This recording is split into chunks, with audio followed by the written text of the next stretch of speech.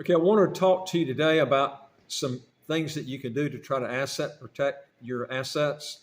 I'm looking at the situation with Donald Trump and where all this money is, he's forking out in legal bills and also in judgments and stuff that he might end up having to pay. And I want to go over some facts. Some of y'all are familiar with these facts. 75% of the world's lawyers live in the United States, and 94% of the world's lawsuits are filed in the U.S.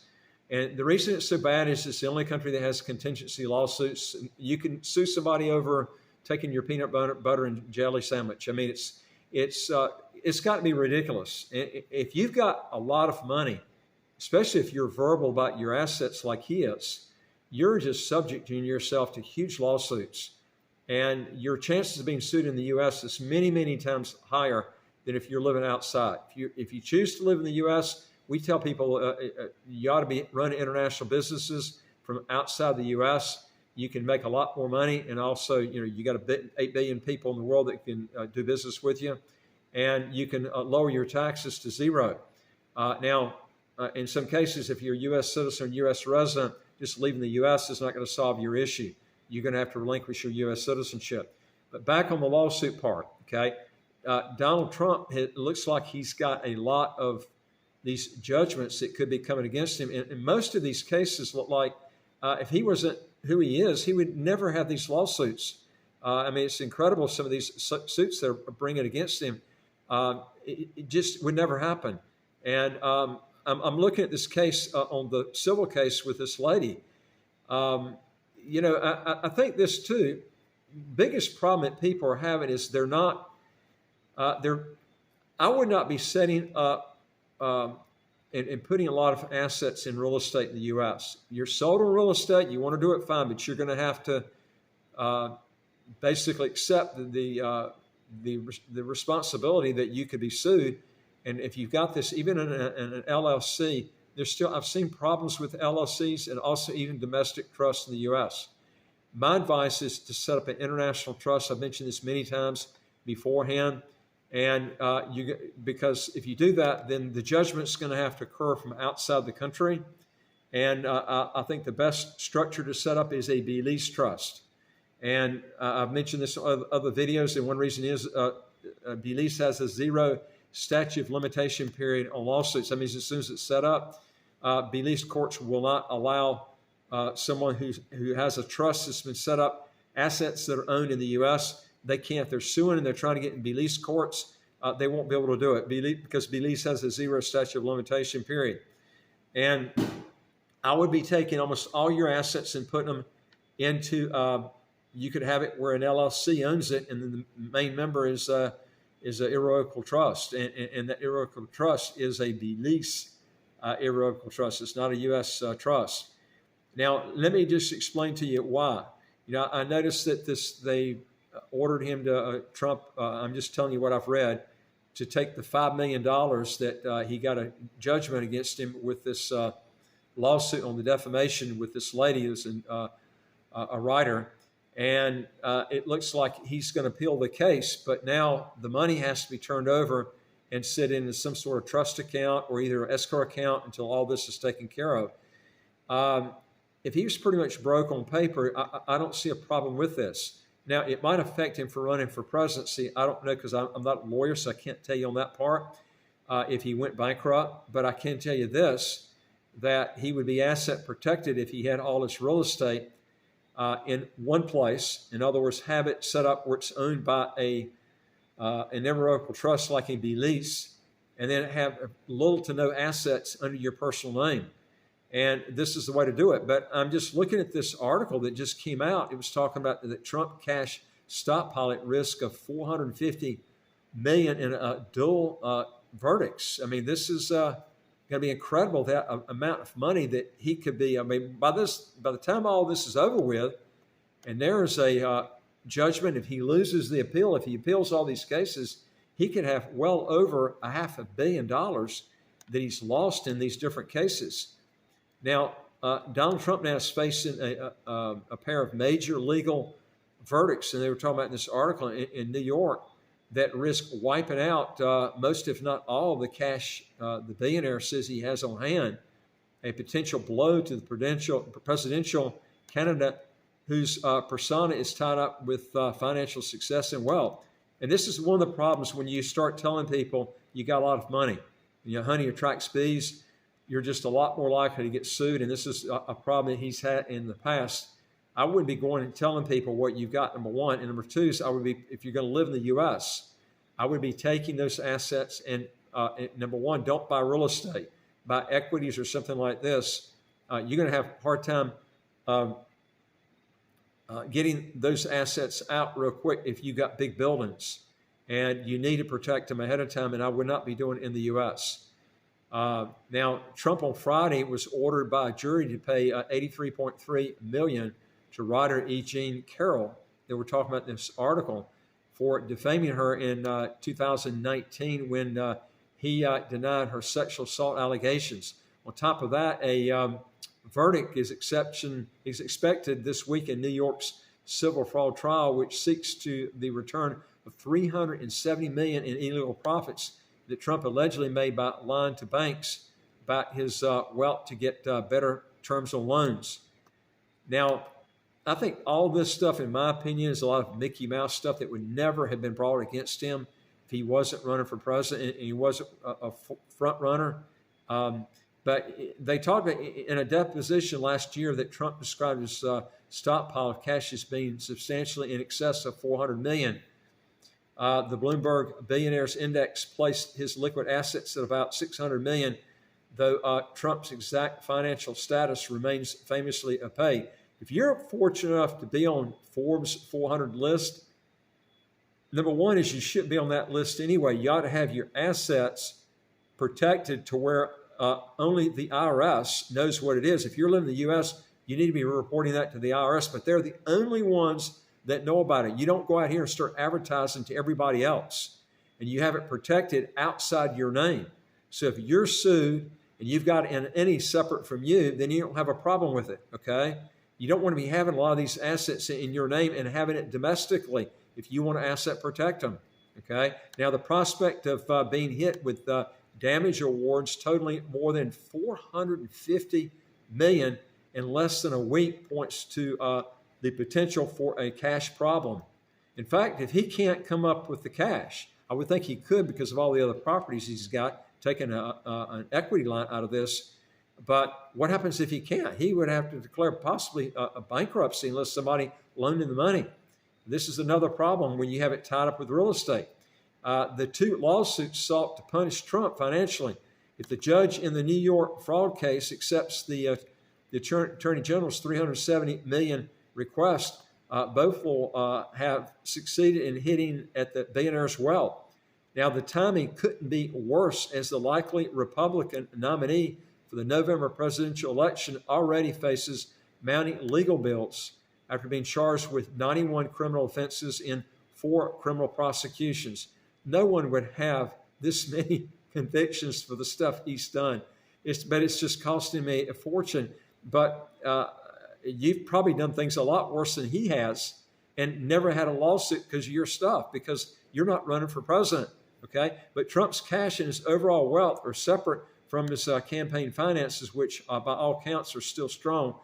But that money can't be used to finance these verdicts. Now, while Trump can use campaign funds to pay some of his legal bills, those that relate to his political duties or due to investigation by Congress, for example, he can't use them for personal expenses like damages.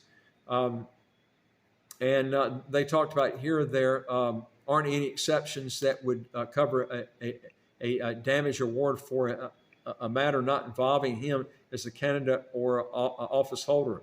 Now, Alina Habba, which is Trump's lawyer in both of the cases, said that the financial penalties were clearly by all design an epitome of selective prosecution against the clear Republican nominee. Well, that's pretty opaque. If you don't see that, there's something wrong with you. These cases are so Mickey Mouse. But Trump made his legal troubles the center of his fundraising pitch to supporters and has raised millions of dollars, some of which he has used to pay for his legal bills. Now, Trump's campaign reported spending about $25.5 million in legal fees. Isn't that something? I would think it'd be more than that. This was for the first 6 months of 2023, and report the latest figures are coming up on what those fees are going to be. Now, but Trump would be barred from paying for damages with funds raised by his Super Political Action Committee, Make America Great Again, Inc., which earlier this month announced a $46 million haul for the final 6 months of 2023.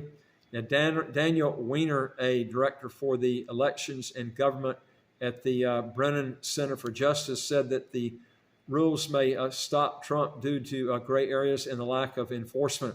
Now, Trump has a net worth, they said here, approximately around $3.1 billion. This is one reason you don't want to be in Forbes magazine, okay? In fact, you probably should just keep your stuff quiet and then have like I said, a structure set up out of Belize, and then just don't go around and tell people what you got. I mean, that just attracts all kinds of lawsuits. But Trump has a net worth around $3.1 billion, and this is the most cash and least leverage than at any point in the past decade that we're talking about for him.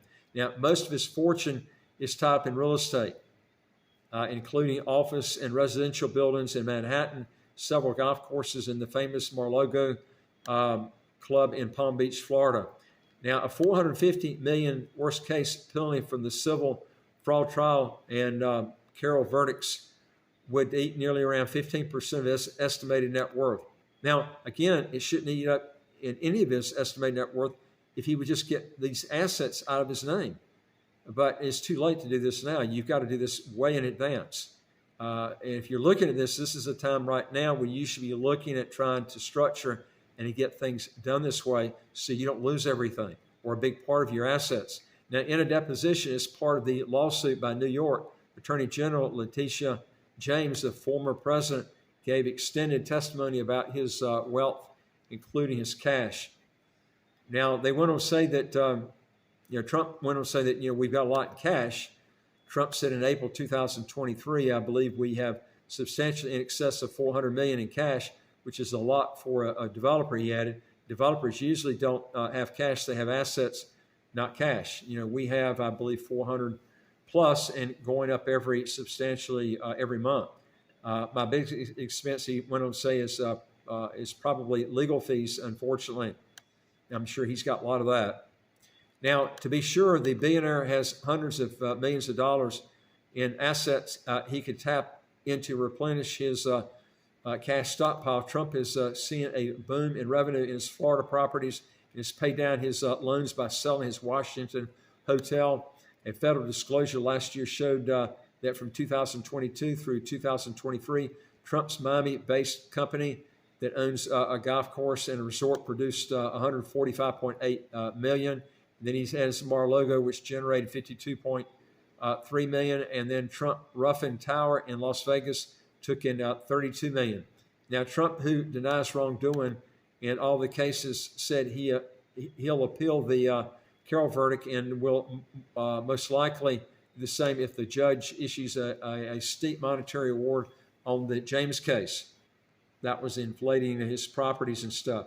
Now, even so, Trump may still have to part with the cash and put it up as escrow with the court until the appeals process is resolved. This is one of the reasons you have a trust right here.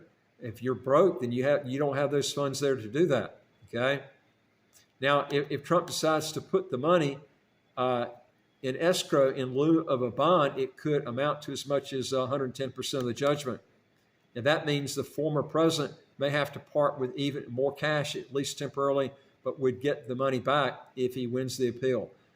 Good luck in that. Most of these appeal cases are not won. Only I think it's like 10%, 15% of appeal cases are actually overturned. It's very difficult to overturn these appeal cases. One reason is some of the facts you cannot reuse in the appeals case, even if it depends on what's in the transcripts.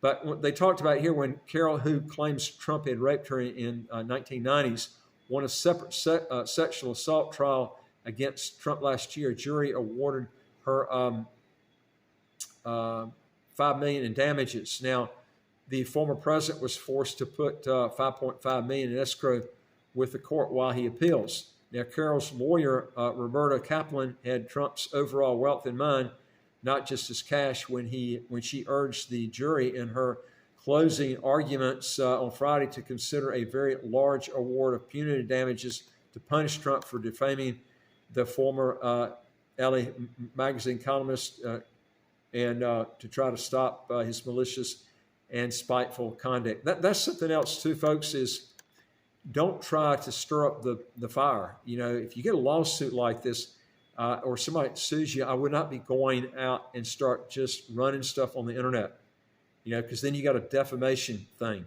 against you. You're better off just shutting up and don't say anything. In fact, he wouldn't even have a judgment on him right now on this case if he just didn't say anything, you know.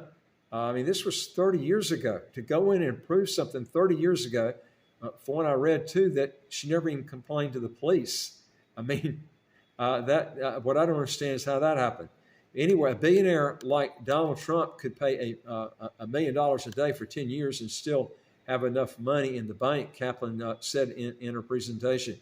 Anyway, folks, I'm not going to go through the whole article, but I'm trying to bring out a point is the fact that you need to be setting up, if you've got a substantial amount of assets, set up an irrevocable trust, okay, and get all your assets out of your name. If you got real estate, I'm telling you, but I'm not saying don't buy real estate, do it outside the country.